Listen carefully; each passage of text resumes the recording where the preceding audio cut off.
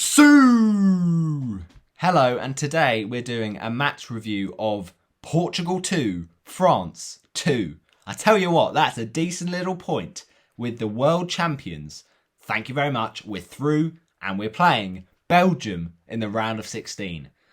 Whew, that was a stressful one. I mean, roller coaster of emotions. I was just sweating. I was in jubilation. I was crying. It was just like all up and down. Now, I wasn't really crying, but at one point in the day, at one point that evening, we were bottom of the group and we were heading out thanks to Hungary, who were beating Germany. But basically, it all started happening. We were topping the group because we were beating we were beating France and Germany were losing. And then we were coming second.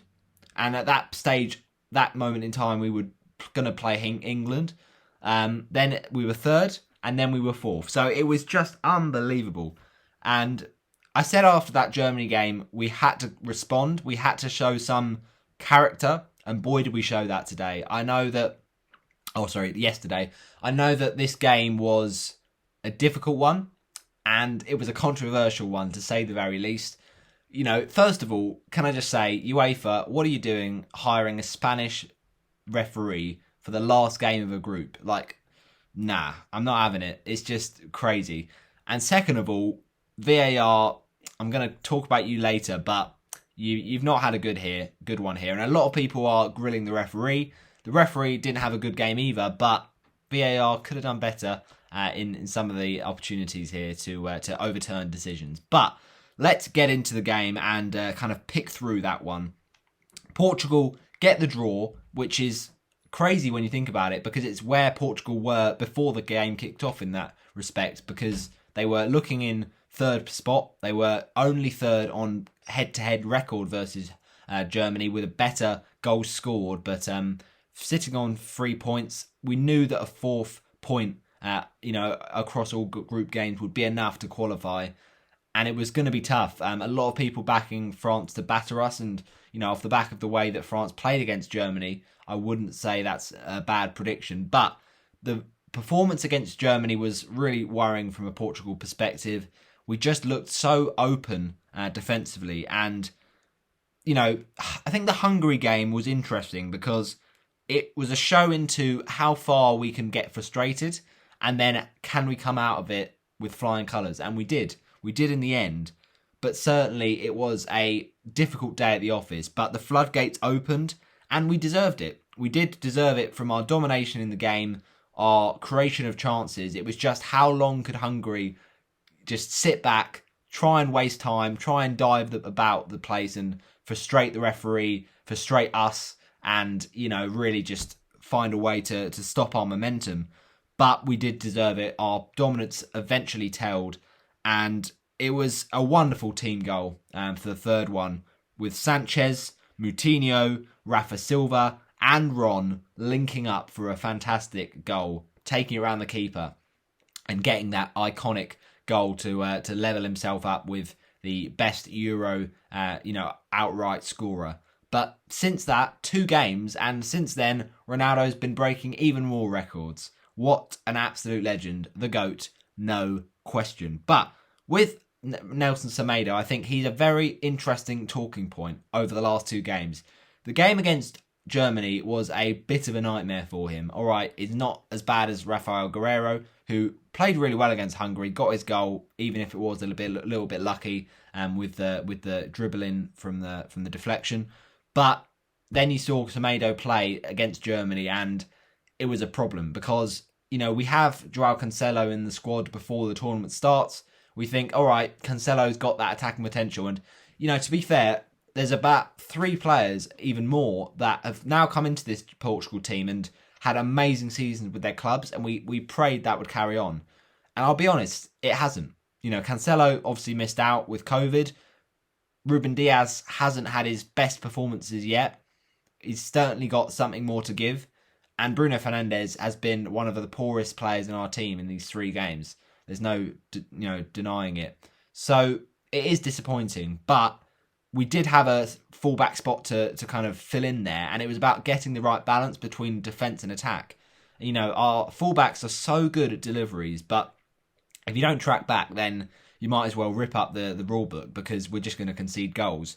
And Nelson Semedo did, have that problem against Germany. They were getting balls down that left-hand side to Gosens, to Kimmich, and it was just like Nelson Semedo couldn't catch up with them. So it really was a problem, and it really was just a goal fest for Germany in that match. But against France, it was different. We had a different approach to the game where we don't let France have all the ball like we did Germany, but instead we actually pick our moments and we actually impose ourselves in the game. Very, very nice to see that. So, I really hope Semedo is fit to play for that Belgium match, because he unfortunately came off after a really, really good performance versus France. Looked so threatening going forward. So it's about getting the best of both worlds now with him. But, he was such a threat. The link up with him and Bernardo Silva was wonderful. And the balls he was putting in, so threatening, France having to clear it away multiple times. So we do play in Seville for the round of 16 game with Belgium. The last 16 matchup is so difficult. There's no denying it. But the irony is, of course, playing in Seville after a Spanish referee nearly costed us. But you can say also, maybe he also helped us out, because there was a lot of penalty controversies. The first one is the first Portugal goal, and there's no controversy about this. France fans can say it all they like, but there's not any doubt that this is a penalty. There's not enough, punishment for goalkeepers in this game. There's too much protection for their situation when they go for a ball and a defender collides with it. But there's a matter of, if you win the ball, then fair enough. There's a lot that the defender can do to try and kind of get out of the way of it, or the goalkeeper might try and pull out of it. But that was the complete opposite for Hugo Lloris in this game. All right, he's close up to him in the first place, but the main thing is he gets a touch on it, and that is Danilo Pereira gets a firm touch on the ball, heads the ball, tries to get on the end of a delivery from Bernardo Silva from that free kick, and then after he's got the touch on it, the ball then comes to Lloris. He tries to punch it out, but he just clatters into him, and there's no doubting that it is serious foul play. He has a lot of momentum going into it. He's out of control, and he really could have hurt Danilo a lot more than that. So it's a big relief that he was all right. Got an ice pack on it, but it was not good from Lloris. All right, he might not have meant it. It might have been an accident in the way that he's kind of just touched the ball and it's followed through, but it's still not a good challenge. And on another day, that could easily have been a red card. The force of the challenge and the fact that, he just didn't get enough of the ball in the right moment. So there's no doubting that was dangerous. So the penalty goes for Portugal, and Ronaldo steps up. There was never any doubt with him. He's ice cool from the spot very, very often. So he gets another goal. He just has to keep his nerve in that moment, because the first goal of a game like that was such big magnitude. All right, you can say France could play it out. They've already qualified. But actually, both teams knew that points are still up for grabs. And it really was a great spectacle. Not a drab, damp squib or anything that anyone might have predicted, but actually a really entertaining and highly competitive game. So Ronaldo puts it away. Thank you very much. The second penalty decision, this is the one that really does, make me very frustrated as a football fan. I don't care if you're French, if you're Portuguese, but anyone can know that defending that situation is the best way to do it. And Nelson Semedo does absolutely nothing wrong. He backs off. He just tries to shield the ball. And Mbappe tries to basically collide with his arm. And he goes down. And all right, you can say there's a little bit of contact on the arm, but it's not intentional. It's not, deserving for Mbappe to go down at all. So it's a very, very frustrating one from a neutral point of view, but especially from a Portugal fan point of view. And the Spanish referee there was feeling a little bit typical, a bit inevitable that gets given, because first of all, the referee's got to see that Mbappe's conned him.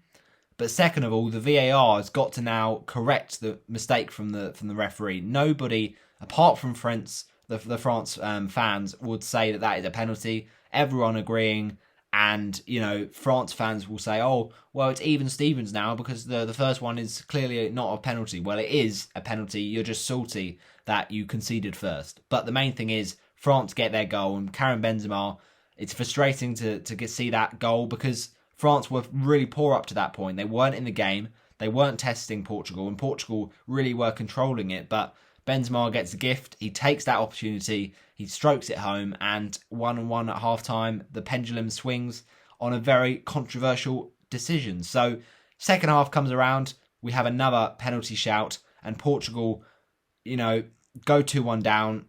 It's Benzema again, but Portugal win back a penalty, and once again, it's just needless from France. They can say all they like that this is too close for him to do anything about it, but I don't care if he's 5 meters away or 5 centimeters. You still don't raise your hand that high.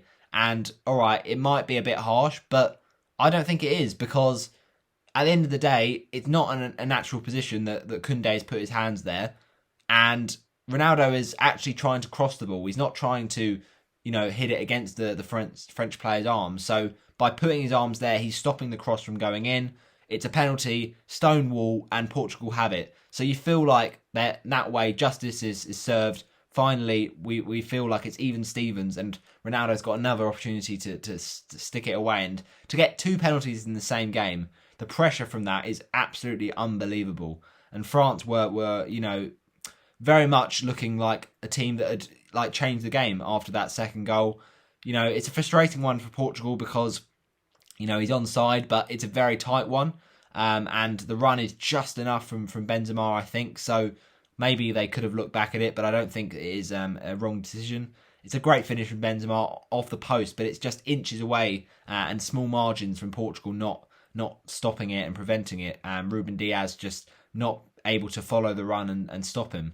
So, yeah, it's not good at this point in time, but we do get our equaliser, and Ronaldo puts it straight into the back of the net, left-hand side, no chance for the goalie, Lloris, and the game is even Stevens, and it's all to play for. But we do have another penalty controversy, and that does come in the late moments of the dying game. Bruno Fernandes, and it's a moment where we know the Germany game is over. So whatever happens, a point would have been enough for Portugal with that game ending 2-2 in Budapest between Germany and Hungary. So it was basically lose it now and we're out. It's as simple as that. And Bruno Fernandes does get dropped correctly in my view because he was so poor in the match against Germany. But then he makes the most rash of decisions and he gets away with it. I will admit it this time. And that does feel like it's justice been done because there was a lot of France, appeals for things that didn't seem right. And that penalty is never a penalty. So if there's one that is never a penalty that's given, you feel like should be one that's a penalty that isn't given to even things up. So, all right, maybe it's a lucky thing for Portugal, but at the end of the day, there was no luck about how we got back in the game in terms of our performance. All right, the nature of the goals, both penalties, but we still have to make those chances and put France under pressure to give away those fouls. And also, we could have easily rolled down 2-1 and say, oh, the world is against us. And that, chance that France score through the penalty is unfair. We just kind of stopped playing. But no, we kept on going. And actually, in the second half, France, they had the odd chance here and there. But Portugal were very competitive. And although they were probably the better team in the first half, they made it very even in the second half. So, yeah, there was a lot of penalty controversies. And it was just going around my head. It was very much a stressful one to watch because, was it offside? Was it onside? Was it a penalty? Wasn't it a penalty? Are Portugal going through? Are Portugal finishing bottom? It was all the emotions rolled into one. So, yeah, the Spanish referee, at the end of the day, had a difficult game to manage. I think that the VAR should have stepped in with that Mbappe one, but at the end of the day, it is what it is. It's a 2-2 draw, and justice, I think, is equal at the end of the game after all that went on. So we're still yet to score a goal outside of the area in this tournament. Sanches, of course, hitting that absolute wonder strike, desperately unlucky, because on another day that goes in and we have a goal back early on against Germany. Maybe we don't have to go through that drama like we did against France. But at the end of the day, we are struggling to score goals from long distance, as many teams do. But it's interesting because we have a lot of technically impressive midfielders who can, hit them from a long distance. And Ronaldo is still yet to score a header. That is, his trademark, really. He's got such an amazing leap, and we've got a lot of amazing crosses of the ball. So we've got to keep getting crosses in for Ronaldo to utilise that strength. But maybe a header is still yet to come in one of these, later games. Remember, Euro 2016 semi, Wales header. That was amazing from Cristiano Ronaldo. So ultimately, the matchup with Germany was frustrating. Semedo struggled to track back, and it gave way too much room for Germany after wave and wave of chances and possession. But in this one, Fernandes didn't start after a lethargic performance. It felt right, and Semedo much better in his game and in his performance. So ultimately, this matchup against Belgium, if we want to win the Euros, which a lot of people have backed us to, and defend our crown and our trophy, we simply need to win games like this. Well, I know it's obvious we need to win because it's knockout, but we need to win games to make a statement like this and win games of this magnitude. We've got to be revved up for the occasion. We've got to do it on the big stage, and Ronaldo is a great player for that on the big stage. He's scored against all the big teams, and I think that it's a chance here to do it against Belgium. Now, KDB versus Ronaldo, what a great battle that's going to be. But at the end of the day, we managed to pull through, and it didn't matter how. It was just about getting to this point, getting to where we are now. It's just, can we get further than that and try and reclaim our title? We did pull through the group of death that was cruelly served up to us. Few for that, because it was nervy, but we pulled through and we defy the odds. And this Portugal team, as I've said before, has character, has determination, and has the quality of players to go far in this tournament. So I think that with one draw, one loss, and one defeat, I should have just said loss and defeat. With one win, one draw, one loss, we were, it was so crazy that night. But the question is, in this game, can Ruben Diaz have a better performance and, really act as a shield for that Portugal defence? And can he keep Romelu Lukaku quiet? Because he's been clinical. He doesn't need many chances, Lukaku, but he does put them away with De Bruyne out there to supply. So with Ronaldo, of course, we know he can do anything at any given time. Never count Portugal out and never count Ronaldo out. 109 international goals now for him. Absolutely unbelievable GOAT status. And with Belgium, it's a very interesting one. I think with this game, it will be a very interesting watch. They were obviously very solid in the group stage. 3 wins out of 3. But they did have a favourable group. They've not really been tested yet. Maybe other than the match against Denmark, where they had to kind of come back stronger after an early setback. So it's a tough test. It really is for Portugal, and there's no doubting this is a great match. And there's little to split the sides in terms of head-to-head. So it could be really tight, really tense, just like that France game, which, I'm not looking forward to be honest, because if my heart was beating then it certainly will on the game here Sunday night. But Belgium, they are the question, aren't they? They're the question mark, I think, one of them at this tournament.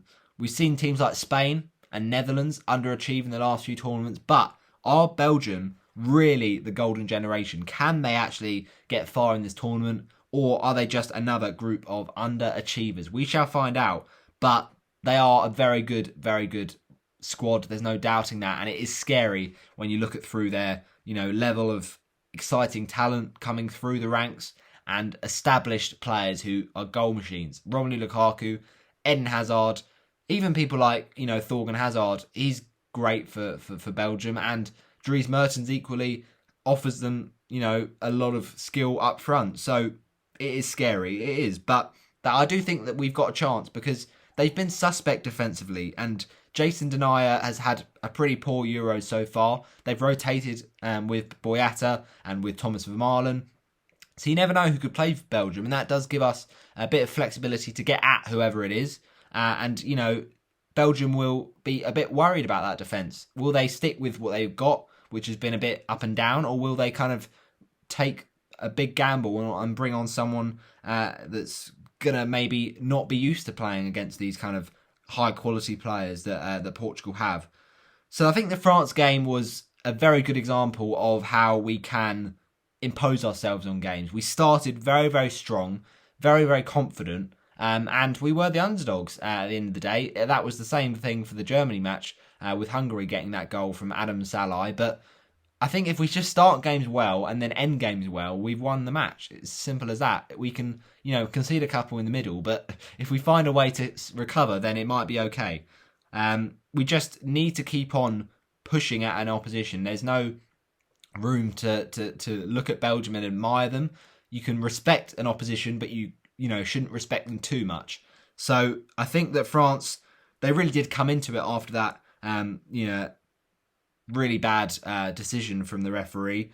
But I think we just held in there against France. That Patricio double save was absolutely world class, to palm it onto the crossbar and then get straight back up at a favourable angle for the attacker, Griezmann, but a tight angle for Patricio. He manages to recover, step up, get back up and ready, and then save it to really go into the top corner. But no, it goes across goal thanks to his palming hand. It's just absolutely brilliant from the Portuguese goalkeeper. So the question is, Bruno Fernandes, does he start?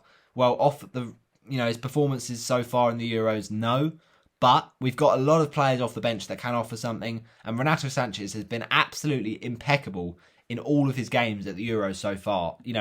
Most of the time it's been coming off the bench. He rightly got a start against France and he was fantastic all game.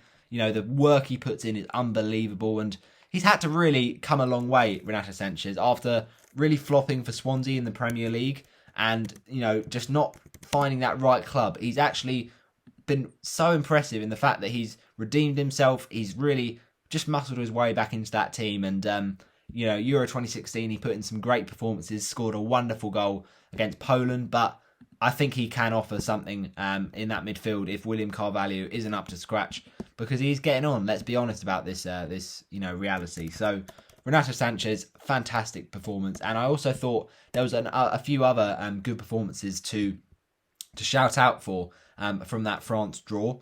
You've also got to look at the performance from Bernardo Silva. He rarely does many things wrong, and at times he was very good at driving us forward. Even if the final cross wasn't always on the money, he still is very, very confident in his play. Diogo Jota equally as well.